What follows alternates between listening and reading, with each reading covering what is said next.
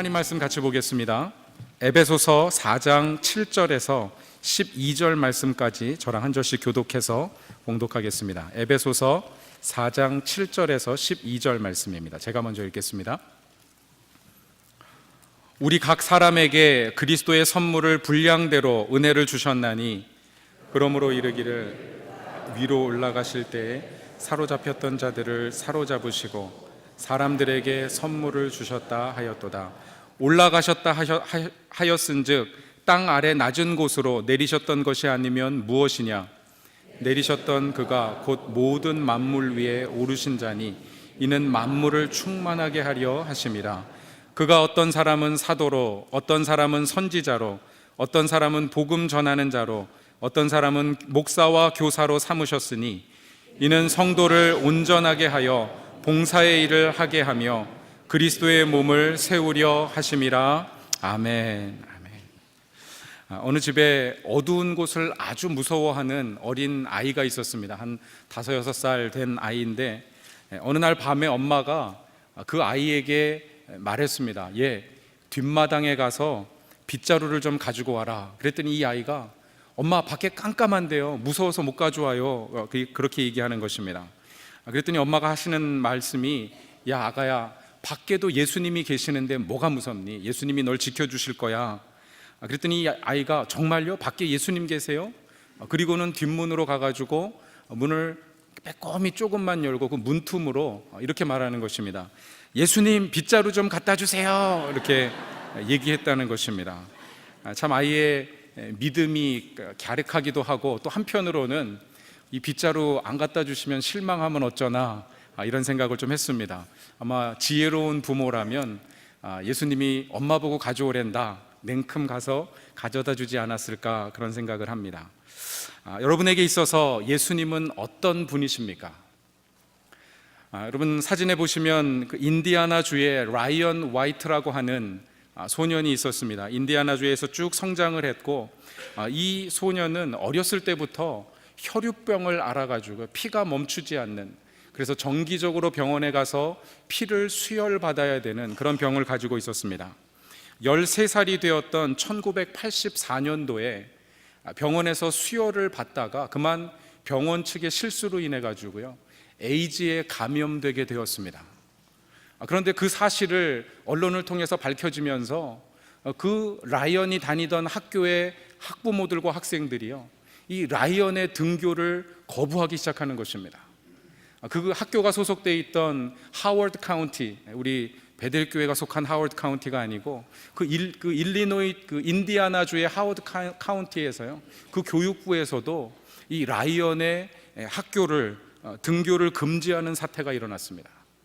이 일로 인해서 많은 시민단체들, 또 변호사들이 라이언의 그 수업받을 수 있는 권리를 위해서 또 변호를 하기도 했고, 언론도 이 일을 보도하면서요, 라이언에게 많은 위로와 격려를 주게 되었습니다. 결국은 학교에 다시 돌아가게 되었고, 이 에이즈에 걸린 사실을 알게 된 그 순간 의사들은 아마 이 라이언이 6개월 이상 살지 못할 것이다, 그렇게 진단을 내렸는데, 그가 그 이후에 수년을 더 살면서 에이즈에 걸려서 질병과 싸우는 많은 사람들을 위로하고 격려했고요, 또 각종 기관에서 이 에이즈 걸린 환자들을 위해서 그가 연설을 하면서 인권을 위해서 노력했습니다. 그 과정에서 많은 유명 인사들과도 교제해가지고요, 그 도널드 레이건 대통령, 또 마이클 잭슨, 엘튼 존, 그리고 요즘 대선에 나온 도널드 트럼프, 이런 분들이랑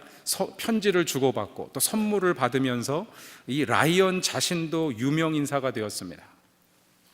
하지만 6년가량 더 산 1990년에 급성 폐렴에 걸려가지고요, 병원에 입원한 지 얼마 시간이 지나지 않아가지고 하나님의 부르심을 받게 됩니다. 여러분, 죽음을 앞두고 있는 아들에게 그 아버지였던 허버트 화이트가 이렇게 이야기를 했습니다. 아들아, 미안하다. 어른들 실수로 내가 이런 고통을 받는구나. 아빠가 내게 해줄 수 있는 것이 아무것도 없어서 미안하다. 더 이상 내게 어떤 선물을 줄 수 없는 이 아빠를 용서해 주렴. 그 이야기를 듣고 있던 라이언이요, 아주 해맑은 미소를 지으면서 그 아빠에게 이렇게 이야기했습니다. 아빠, 전 지금까지 많은 사람들에게 선물을 받았지만 아빠와 같은 선물을 해준 사람은 없었어요. 아빠는 저에게 죽어서도 천국에 갈 수 있는 천국행 티켓을 선물로 주셨잖아요. 저는 그 예수님 한 분만으로 충분해요. 아빠 때문에 교회 나가서 예수님 믿게 되었고 영원한 생명을 받게 되었잖아요. 전 이제 천국 갈 거예요. 이보다 더 위대한 선물은 없어요. 여러분, 라이언은 고등학교 졸업을 한 달 앞둔 1990년 4월 달에 그렇게 하나님의 부르심을 받았습니다. 저는 그가 가진 질병에도 불구하고 또 갑작스럽게 감염된 그 에이즈라는 병에도 불구하고요, 누구도 원망하지 아니하고 오히려 밝은 미소로 많은 사람들을 격려하고 위로하면서 예수 그리스도가 내 인생의 가장 귀한 선물이라고 하는 사실을 고백하면서 하나님의 품에 안긴 것입니다. 여러분, 여러분의 삶에 예수 그리스도는 어떤 분이십니까? 여러분, 저는 저와 여러분의 인생에요, 가장 귀한 선물, 가장 위대한 선물 되시는 예수 그리스도를 마음 중심에 모실 수 있기를 주님의 이름으로 축원합니다. 여러분, 그것이 가장 복된 인생입니다. 이제 연말이 되어서 추수감사절, 성탄절이 되면 또 자녀들, 가족들 함께 모이게 될 텐데요, 여러분, 자녀들 혹은 손주들에게 많은 선물 사서 주시겠지만 여러분, 그것보다 더 중요한 것, 이 예수 그리스도를 믿는 믿음을 선물로, 유산으로 상속하실 수 있기를 주님의 이름으로 축원합니다. 여러분, 사도 바울은 에베소서 1, 2, 3장을 통해 가지고요, 예수 그리스도께서 이 땅에 오셔서 십자가의 죽으심으로 말미암아서 우리에게 죄 사함의 은혜 뿐만 아니라 모든 관계가 회복되어지는 막힌 것을 허시고 둘로 나뉜 것을 화목하게 하시는 그 십자가 복음의 능력을 선포하셨다고 이야기하고 있습니다. 여러분, 다시 말하면 예수님은 자기 자신을 저와 여러분에게 선물로 주신 것입니다. 뿐만 아니라 오늘 본문에 보면은요, 예수님은 하늘로 승천하시면서 또 다른 선물을 우리에게 주셨다고 이야기를 하고 있습니다. 우리 8절 말씀을 같이 한번 읽겠습니다. 8절 말씀입니다. 시작. 그러므로 이르기를 그가 위로 올라가실 때에 사로잡혔던 자들을 사로잡으시고 사람들에게 선물을 주셨다 하였도다. 그가 위로 올라가실 때, 승천하실 때 사로잡혔던 자들을 사로잡았다. 죄와 허물로 인해서 사망의 권세 아래 사로잡혔던 저와 여러분을 그 십자가 보혈의 능력으로 속량하시고 다시 하나님의 자녀로 회복시켜 주셨다고 하는 말씀입니다. 여러분, 뿐만 아니라 주님께서 우리에게 선물을 주셨다는 것입니다. 여러분, 저와 여러분이 받은 이 선물은 무엇입니까? 말씀드린 대로 첫째는 주님은 주님 자신을 저와 여러분을 향하신 하나님의 사랑의 확증으로 이 땅의 가장 위대한 선물로 자기 자신을 내어주셨습니다.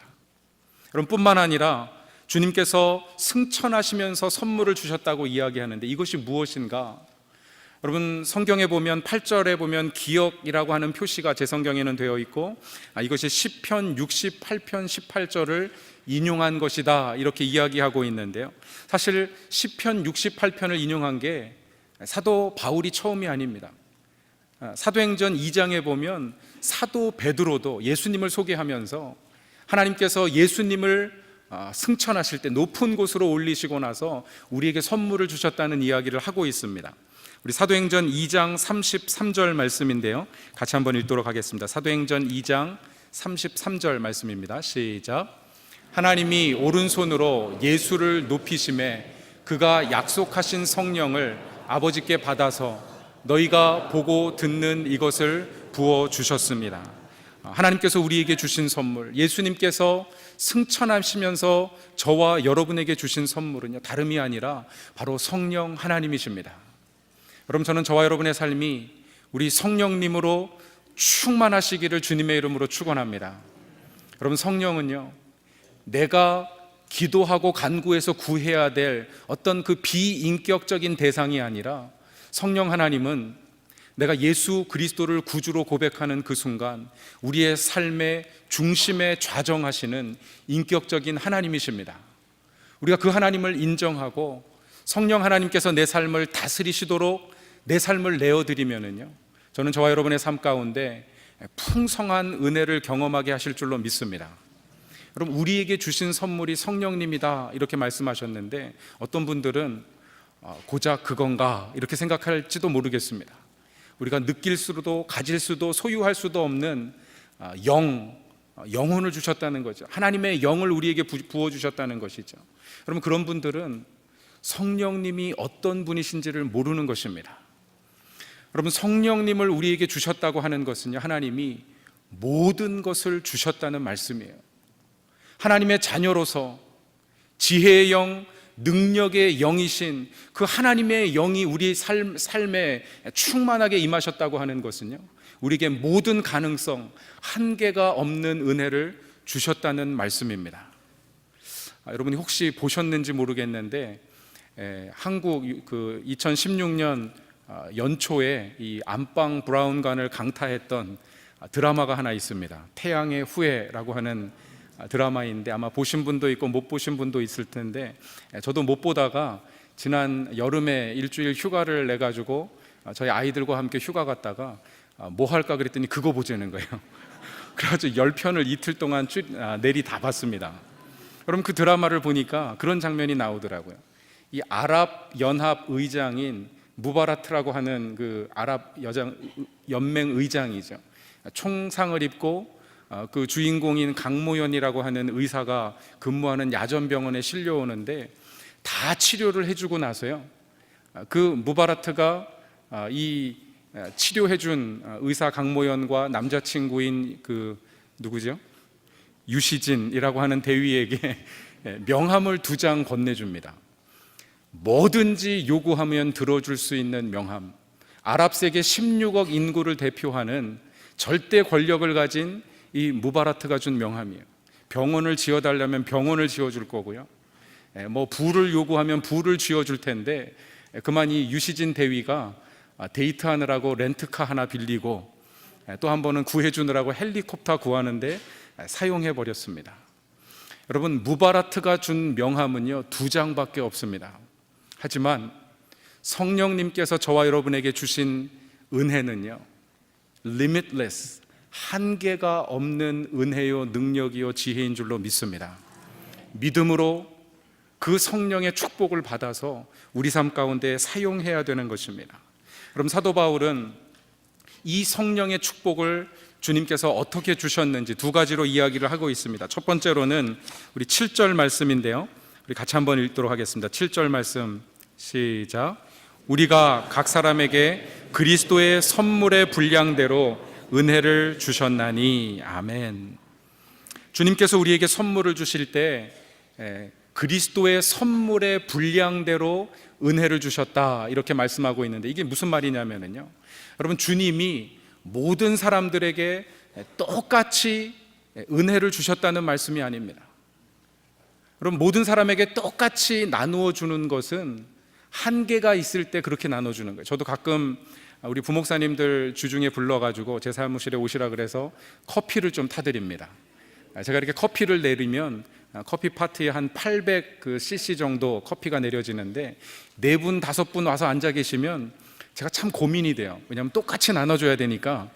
근데 보면은 가져오는 컵이 제각각이에요. 어떤 분은 큰 컵 가져오시고 어떤 분은 작은 컵 가져오시고, 그래도 제가 정확하게 150ml에서 200ml 따라줘야 되기 때문에, 받는 사람은 신경 안 쓰고 받는지 모르겠지만 저는 큰 컵 가지고 오신 분들 컵에 따를 때는요, 이게 컵이 큰데 조금밖에 안 준다고 생각할까 봐 걱정되고, 작은 컵은 또 나는 컵이 작다고 조금 주시나 이렇게 생각할까 봐 걱정되고요, 고민하고 따라주게 됩니다. 그럼 왜 그렇습니까? 제한돼 있기 때문에 그래요. 그래서 제가 오늘 말씀을 준비하면서 앞으로는 좀 커피를 많이 내려야 되겠다 이런 생각을 했는데, 여러분, 하나님은, 성령님의 은혜는요 limitless, 한계가 없으신, 우리가 준비된 만큼 부어주시는 충만한 은혜인 줄로 믿습니다. 여러분, 열왕기하 4장 말씀에 보면 이 엘리사가 어느 마을에 갔습니다. 그곳에 선지자의 아내, 과부가 된 그 아내가 있었는데, 그가 빚이 있어가지고 2 아들을 이제 노예로, 종으로 끌어가려고 하는 그 상황에서 도움을 요청합니다. 엘리사가 내게 무엇이 있느냐? 기름 한 병밖에는 없습니다. 그러면 동네로 나가서 그릇을 이웃들에게서 다 빌려오라. 적게 빌려오지 말고 많이 빌려오라고 이야기합니다. 그래서 모든 그 동네에서 그릇을 빌려가지고 문을 닫고 그 기름병을 붓기 시작하는데요, 그릇마다 채워지는 거예요. 다 채우고 나서 그릇을 더 가져오라고 아들들에게 얘기했더니 이제 그릇이 없습니다. 그랬더니 그제서야 그 기름병이 멈췄다고 이야기하고 있습니다. 무슨 말입니까? 여러분, 성령의 은혜는요, 이 기름병과 같아서 우리가 준비된 만큼 우리가 가지고 있는 믿음의 분량, 기도의 분량대로 채워주신다는 것입니다. 사랑하는 베델교회 성도 여러분, 저는 저와 여러분이요, 믿음의 분량을 키우시기를 주님의 이름으로 축원합니다. 기도의 지경을 넓히시기를 주님의 이름으로 축원합니다. 여러분, 순종과 헌신의 분량을 키우고 하나님을 바라볼 때요, 그 헌신과 순종에 필요한 모든 소용을 하나님께서 다 채워주실 줄로 믿습니다. 여러분, 그게 믿음을 경험하는 삶이에요.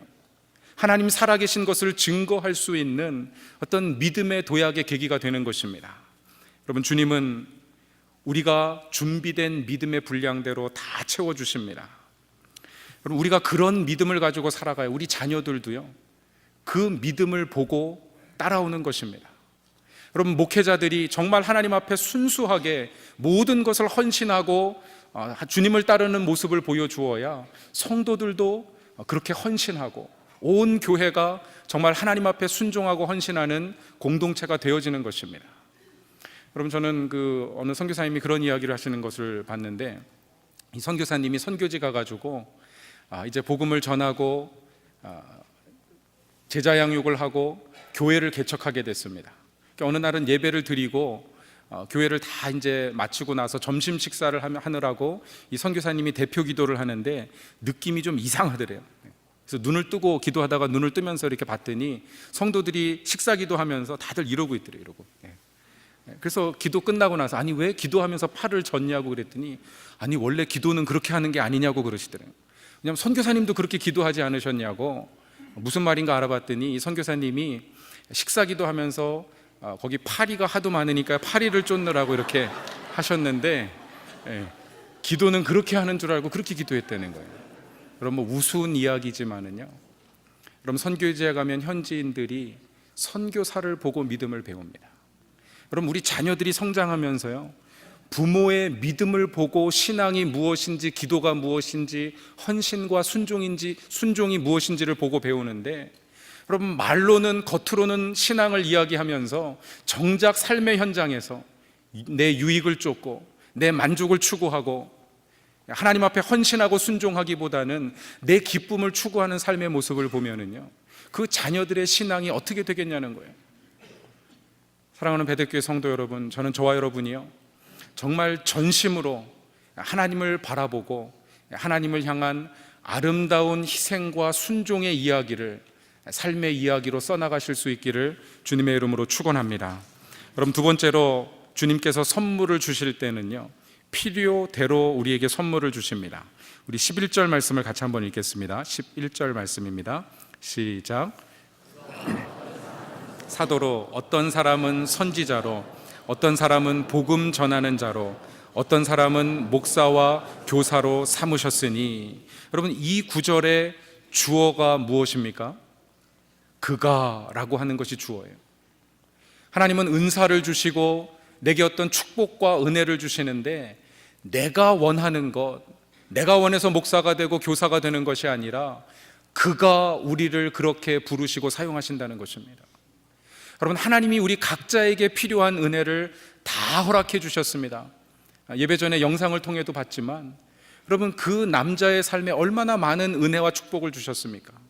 여러분, 그럼에도 불구하고 여전히 내게 감사할 거리가 무엇인지 알게 해 주십시오. 영적인 눈을 감아버리고 하나님이 내게 주신 은혜와 축복을 헤아려 세지 아니하고 그저 여전히 내게 필요한 것, 내게 없는 것을 생각하면서 구하는 것입니다. 여러분, 하나님이 이미 여러분에게 주신 은혜와 축복을 헤아려서 감사하는 감사의 달, 우리 11월 될 수 있기를 주님의 이름으로 부탁드립니다. 뿐만 아니라 주님이 우리에게 은혜를 주셨을 때는요, 분명히 주님의 목적과 어떤 계획이 있다는 사실을 깨달아야 돼요. 우리가 어떻게 하나님이 주신 이 선물, 은혜의 선물을 쫓아서 순종하고 섬기는 삶을 살 것인가? 사도 바울은 12절에 이렇게 이야기하고 있습니다. 우리 12절 말씀을 같이 읽겠습니다. 시작. 이는 성도를 온전하게 하며 봉사의 일을 하게 하며 그리스도의 몸을 세우려 하심이라. 여러분, 하나님께서 우리에게 은혜의 선물을 주실 때는요, 성도를 온전하게 하기 위해서 우리에게 은혜의 선물을 주셨다, 이렇게 이야기하고 있습니다. 무슨 말이냐면, 이 온전하다고 하는 단어가 부족한 것을 채워주다, 상한 것, 잃어버린 것, 혹은 문제가 생긴 것을 다 깨끗하게 고쳐서 온전하게 회복시켜주다, 그런 뜻을 가지고 있는데요, 여러분, 우리가 잃어버린 것이 무엇입니까? 인간은 타락함으로 말미암아서 하나님을 아는 지식을 잃어버렸는데요, 그래서 우리의 알량한 이성과 어떤 지성을 가지고 마치 하나님이 계시지 않은 것처럼, 세상은 그냥 자연의 순리대로 그냥 그렇게 돌아가는 것처럼 하나님을 거부하고 하나님이 계시지 않다고 이야기하는, 그 하나님을 알지 못하는 우리의 타락한 지성, 그것을 회복시켜 주신다는 것입니다. 여러분, 성령께서 우리 가운데 오시면은요, 저와 여러분이 예수 그리스도를 구주로 고백하고 영원한 생명을 하나님의 약속으로 받게 되는 줄로 믿습니다. 여러분, 하나님을 아는 지혜를 주신다는 것이죠. 왜 그렇습니까? 성도를 온전한 사람으로, 믿음의 사람으로 세우기 위해서 그렇습니다. 제가 1년 전에 우리 3부 예배 같이 드리는 우리 윤석원 형제, 저 뒤에 휠체어에 앉아 계시는데, 편지를 한 장 받았습니다. 그날도 또 감기가 갑자기 오고 급성 폐렴이 있어가지고 엑스레이를 찍으러 의사들과 병원에 가가지고 엑스레이를 찍었는데, 간호사 한 분이 와가지고 그렇게 얘기하더래요. 그 목걸이 벗고 다시 찍으라고. 그래서 목걸이 안 했는데요 그랬더니, 이 엑스레이 사진을 보니까 가슴에 십자가 목걸이 형상이 분명히 있더라는 것입니다. 그 사진까지 있는데, 근데 아무리 간호사들이 그 십자가를 찾아봐도 십자가가 없더라는 거예요. 그리고 이런 편지를 주셨어요. 병상에 누워 지낸 지 24년, 약 2년 전부터 저의 치유를 위해서 저를 도와주시는 간호사님과 함께 기도해 오고 있습니다. 어제 저녁에도 저의 가슴에 손을 얹고 예수님 보혈의 능력을 선포하며 기도했었습니다. 그런데 왜 십자가가 찍혔는지 그 간호사들은 궁금해 했습니다만, 저는 제 가슴 속에 새겨져 있는 십자가를 생각하니 기분이 좋아졌습니다. 성령님이 저와 함께 하신다는 사인을 보는 행복한 하루였습니다. 여러분, 하나님께서 그 십자가를 보게 하신 이유는요, 비록 휠체어에 앉아서 24년의 시간을 그렇게 지냈지만 그 신앙, 하나님을 바라보는 믿음을 온전하게 하시기 위해서 은혜를 베풀어 주신 것입니다. 얼마 전에 또 그 페이스북에 포스팅을 했는데, 제가 앞에 거는 허락 받았는데 뒤에 건 아직 허락 안 받았는데, 이 자리에서 아마 허락해 줄 줄로 믿습니다. 제가 석원 형제한테 지난번에 제가 좀 이렇게 인용하겠습니다 그랬더니 마음껏 인용하십시오 이렇게 말씀을 하셔서, 어떤 내용이 올라와 있냐면, 이게 1년 전이었습니다. 10월 18일, 작년이었는데요, 올해 다시 글을 올렸어요. 작년에 올렸던 글을 다시 읽어보았습니다. 오직 예수님만 제 가슴에 모시고 있다면 건강해지는 것, 신학교를 졸업하는 것, 건강한 육체로 복음을 증거하는 것, 이런 것과는 비교할 수 없는 진정한 평안과 기쁨을 소유할 수 있다는 사실을 다시 한번 되새겨 봅니다. 우리 윤석원 형제님 지금 신학교에서 공부하고 계시는데, 그 졸업하는 거, 다시 건강을 회복하는 거, 그게 중요한 게 아니라 성령 하나님께서 나와 함께 계시다는 그 사실, 그거 하나만으로도 만족하고 감사합니다. 여러분, 저는 저와 여러분이요, 이런 온전한 신앙으로 하나님 앞에 설 수 있기를 주님의 이름으로 축원합니다.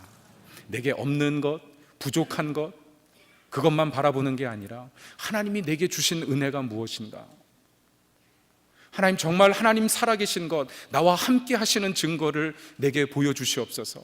여러분, 이것이 우리의 기도의 제목이 된다면요, 성령의 은혜로 저와 여러분이 온전한 믿음 안에 견고하게 믿음의 반석 위에 서게 될 줄로 믿습니다. 여러분, 두 번째로 우리에게 선물을 주신 이유는 봉사의 일을 하게 하기 위해서다, 이렇게 이야기를 하고 있습니다. 우리 12절 말씀을 다시 한번 읽겠습니다. 시작. 이는 성도를 온전하게 하며 봉사의 일을 하게 하며 그리스도의 몸을 세우려 함이니라. 봉사의 일을 하게 하며, 성도를 온전케 한다는 말은요, 우리 개개인 하나님과 나와의 관계를 얘기하는 것이지만 우리에게 선물을 주신 이유는 거기에 멈추지 않는다는 것입니다. 봉사의 일을 하게 하며, 그럼 다른 사람을 섬기라는 것입니다. 특별히 그리스도의 몸된 교회를 섬기라는 것입니다. 여러분, 우리에게 주신 그 선물이 건강이든지 재물이든지 혹은 어떤 하나님의 은혜이든지 기술이든지 시간이든지, 그럼 그 모든 것을 통해서 주님을 섬기고 다른 사람들을 섬기실 수 있기를 주님의 이름으로 축원합니다. 여러분, 교회를 섬기는 일, 여러분, 교회는요, 주님께서 봉사의 일을 훈련받도록 세우신 기관입니다. 이곳에서 열심히 봉사하고 섬기는 훈련을 하셔야 돼요. 그럼 같이 한번 따라하겠습니다. 1인 1사, 1인 1사. 제가 인터넷에 보니까 불교에서 이 단어를 사용하고 있더라고요. 그러면 1인 1사가 마지막에 사자가 절사자더라고요. 무슨 말인가 봤더니 한 사람이 한 절만 다니자, 이 절 저 절 다니지 말고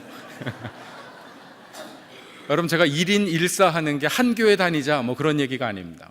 한 사람이 한 사역을 감당해야 된다는 거예요. 적어도 하나님이 내게 어떤 은혜를 주셨다면은요, 그 은혜를 가지고 섬길 일을 찾고 주님의 몸된 교회를 섬겨야 된다는 것입니다. 왜냐하면 봉사의 일을 하며 그리스도의 몸을 온전하게 하시기 위해서 봉사하게 하셨기 때문에 그렇습니다. 그래서 아마 한 2, 3주 뒤에 여러분들이 2017년 봉사할 부서를 결정해서 체크해서 제출하시도록 주보 간지가 다 나갈 것입니다. 저는 우리 베델교회 성도님들 한 분도 빠지지 않고요, 2017년 한 해 여러분이 섬길 일을 결정하고 하나님이 주신 은혜의 분량을 쫓아서 여러분 하나님 앞에 헌신하고 쓰임 받으실 수 있기를 축원합니다. 여러분, 뿐만 아니라 교회 밖에서도 섬겨야 돼요. 여러분, 성도는요, 세상을 향해서 하나님께서 보내신 그리스도의 대사입니다. 여러분은 엠베사더예요. 여러분, 대사로서 하나님의 나라를 위해서 봉사하고 섬기고 대변하는 일을 하셔야 되는 것입니다. 여러분, 구약 성경에 보면 하나님께서 이스라엘 백성을 부르실 때도요, 단지 이스라엘 백성뿐만을 위해서가 아니라 열방을 향한, 모든 민족을 향한 제사장의 나라로 불러주셨습니다. 하나님께서 예수 그리스도께서 12제자를 부르실 때도 그 제자들만을 위한 게 아니고요, 그들에게 사명을 주셨는데 너희는 가서 모든 민족으로 제자 삼도록 부르셨습니다. 여러분, 교회와 성도들은 하나님께서 세상을 향해서 맡겨주신 막중한 책임을 가지고 있습니다. 여러분, 안타까운 것은 오늘날 적지 않은 교회들이 그 막중한 책임, 그 무게감을 상실하고 그저 자기 교회, 자기 생존만을 위해서 살아가는 모습들이 간간히 보게 됩니다. 여러분, 저는 저와 여러분, 우리 베델교회가요, 교회 안을 섬기는 일과 교회 밖을 섬기는 이 봉사의 두 날개, 균형을 맞추고 아름다운 섬김을 감당하실 수 있기를 주님의 이름으로 축원합니다. 여러분, 저는 목회하면서 한 가지 꿈꾸는 것이 있습니다. 하나님 앞에 기도하는 것이 있어요. 교회가 교회 안과 교회 밖을 섬기는 일을 균형 갖추어서 잘 감당해야 되는데, 그래서 저는 우리 교회 예산의 50%는 구제와 선교를 위해서, 하나님을 알지 못하는 사람들을 위해서 쓰여지기를 간구하고 있습니다. 그게 언제가 될지는 모르겠어요. 제가 궁금해가지고 내년도 예산안을 펴놓고 다 계산해 봤습니다. 제가 봤더니 벌써 저희 교회가 상당한 퍼센테이지를 하고 있더라고요. 하지만 여기에 멈추지 않고 정말 봉사의 그 두 날개 균형을 맞출 때까지 매년 조금씩 정말 하나님의 나라와 교회와 복음을 위해서 우리가 헌신하고 쓰임받을 수 있기를 주님의 이름으로 축원합니다. 그럼 마지막으로 세 번째는요, 우리가 12절에 읽은 대로 우리에게 선물을 주신 것은 성도를 온전하게 하며 봉사의 일을 하게 하며 그리스도의 몸을 세우게 하려 하심이라. 하지만 여러분, 단순히 교회만 세우기 위해서가 아니라 바로 그 교회를 세워서 세상을 섬기도록 하시기 위해서입니다. 바울은 이 표현을 어떻게 이야기하고 있냐면 10절 말씀 후반절에 보니까 만물을 충만하게 하시기 위해서 여러분에게 은사를 주신 것이고요, 교회 하나님께서 은혜와 복을 허락해 주신 것입니다. 저는 우리 베델교회가 우리에게 주신 많은 은혜와 복을 통해서 충만하신 예수 그리스도 하나님의 사랑을 우리 지역과 우리 가정과 또 온 세상에 증거하는 그런 교회 되실 수 있기를 주님의 이름으로 축원합니다. 여러분, 올해 이미 귀한 사역을 감당하셨습니다. 우리 엘리커슬이 수해로 인해서 고통당하는 이웃들을 위해서 우리가 수제 헌금 하셨고, 또 지난 가을에는 바자회를 통해서 난민으로 참 고통당하는 난민 이웃들을 구호하고 또 정착을 지원하는 일을 위해서 여러분 힘써서 함께 동역해 주셨습니다. 앞으로 우리 베델교회가 하나님이 맡겨주시는 선한 일을 위해서 좀 하나님의 귀한 사역들 잘 감당하는 교회 될 수 있기를 주님의 이름으로 축원합니다. 한번 기도하겠습니다. 지금은 우리 주 예수 그리스도의 무한하신 은혜와 우리 하나님 아버지의 극진하신 사랑하심과 성령의 위로 교통 충만하심이 우리에게 온갖 좋은 은혜의 선물을 주셔서 주님의 몸된 교회를 섬기며 가정과 세상을 섬기도록 부르신 하나님의 부르심을 쫓아 모든 사명을 감당하기로 다짐하며 소원하시는 우리 베델교회 성도님들 머리머리 위에와 흩어진 자녀들의 가정 위에 우리가 함께 기도하고 후원하는 모든 선교사님들 가정과 사역 위에 지금부터 영원토록 함께 하시기를 간절히 축원하옵나이다. 아멘.